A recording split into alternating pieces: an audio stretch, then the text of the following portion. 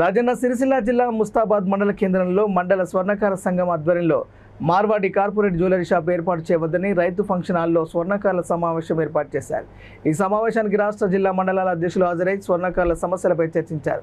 వారు మాట్లాడుతూ చిన్న పట్టణ మండల కేంద్రాల్లో ఏర్పాటు చేస్తున్న కార్పొరేట్ తరహా రాజస్థాన్ మార్వాడి దుకాణాలకు ప్రభుత్వం అనుమతి ఇవ్వొద్దని తెలిపారు.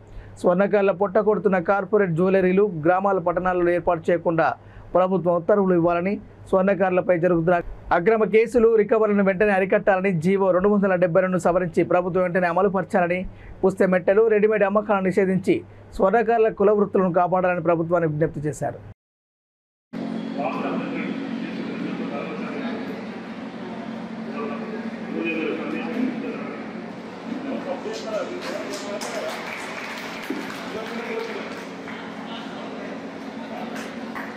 అని కూడా మనం చర్చించుకోవడం జరుగుతున్నది.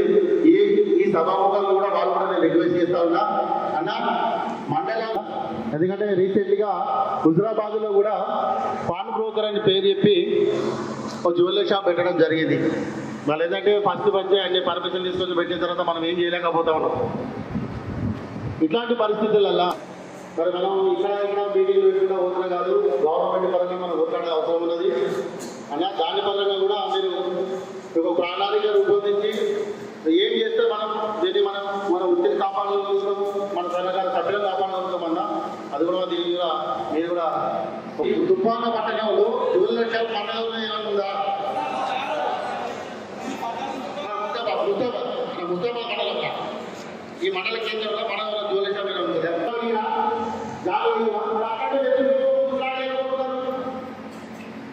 ఒక మండలంలో మనం కూడా ముందు వచ్చిన పండుగలు అందులో పెట్టుకుంటే 3-4 సార్లు మనమాలకి ఇంకో వాడు వచ్చేవాడిని ఇది ఇంట్లో ఆరోగ్యం ఒక రూపాయలే కాదు, రేపు ప్రతి మండలంలో కూడా అతి ఆరోగ్యం ఈ సభ ప్రపోజ్ చేయాలని అద్భుత గోరుడు మంచి అవకాశం ఇచ్చిన ప్రజలందరికీ మరియు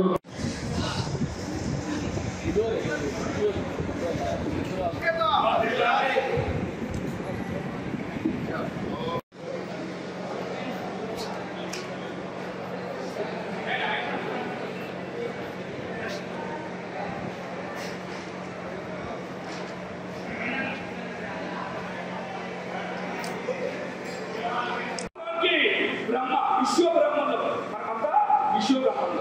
అంటే బ్రాహ్మణుడు ఎవరైతే ఆర్య బ్రాహ్మణుడు ఇక్కడికి వచ్చి నీకు గొప్పలంటే నువ్వు కాదుగా బిడ్డ, నీకన్నా గొప్పలం ఈ 3 క్లాసులో ఈ దేశంలో పుట్టినాయి.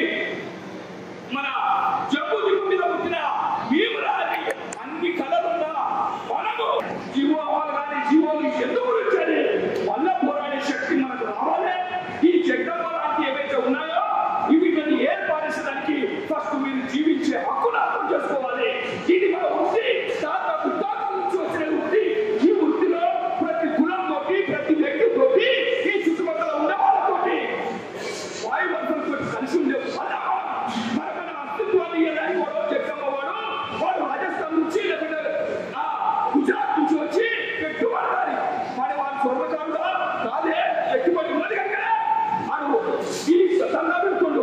ఏం చేస్తాడు? 4 నెలల 3 నెలల సంవత్సరమా 2 సంవత్సరాల ఈ దందా నడిపిస్తాడు. అందరి దగ్గర బంగారం కలెక్ట్ చేస్తాడు, దుష్టైపోతాడు. ఇలా చెప్పడు మనం బొందం పెట్టాం. ఎందుకంటే ఆ వృత్తి ఎవరితో వచ్చిందంటే ఇక్కడ స్వర్ణకారులు చూస్తే ఇగో ఇల్లు బంగారం అవసరం అంటే ఇంటే బంగారం తయారు చేసుకుంటాడు.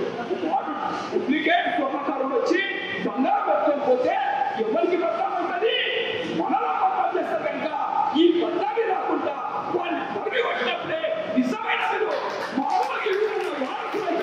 తిరుగుబాటు చేసినప్పుడే మన అస్తిత్వాన్ని కాపాడిన వాళ్ళని తెలియజేస్తూ మరి పెద్ద నాయకుడు చాలా మార్గంగా ఉంది ఇప్పుడు పరిస్థితి.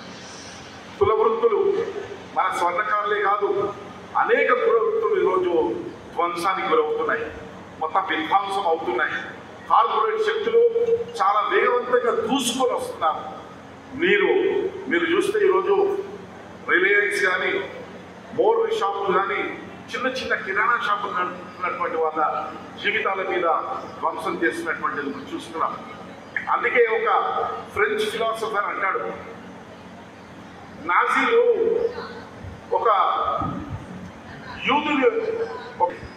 రిలయన్స్ సంపాదించి మొదలుపెడితే దాదాపు అన్ని వృత్తులలోకి ఈరోజు వాళ్ళు ప్రవేశిస్తున్నారు. అది రాజ్యాంగ విరుద్ధం, ఆదేశిక సూత్రాలకు విరుద్ధము. దాన్ని మనం పకడ్బందీగా ఆ వ్యూహంతో మనము ఉద్యమాన్ని ముందుకు తీసుకెళ్ళాలి. ఎంతమంది అయితే ఈరోజు స్వర్ణకారులు ఆత్మహత్యలు చేసుకోవడానికి కూడా అన్ని కూడా అవన్నీ ఆర్థిక పునాదులే. అవన్నీ కూడా మనం కూర్చొని అసలు జీవోని పూర్తిగా మనం సవరించి ఒక పకడ్బందీగా మన హక్కుల్ని మనం కాపాడుకునేటట్టుగా సెర్చ్ చేసేటప్పుడు కానీ, సీజన్ చేసేటప్పుడు కానీ, మన ఇంటి మీదకి పంచనామా చేయడానికి వచ్చినప్పుడు కానీ పూర్తిగా రాజ్యాంగబద్ధంగా హక్కులను పరిరక్షించుకునే విధంగా ఒక డ్రాఫ్ట్ మనమంతా కలిసి చేసి అది ప్రభుత్వం ముందు పెడదామని చెప్పి కూడా మీకు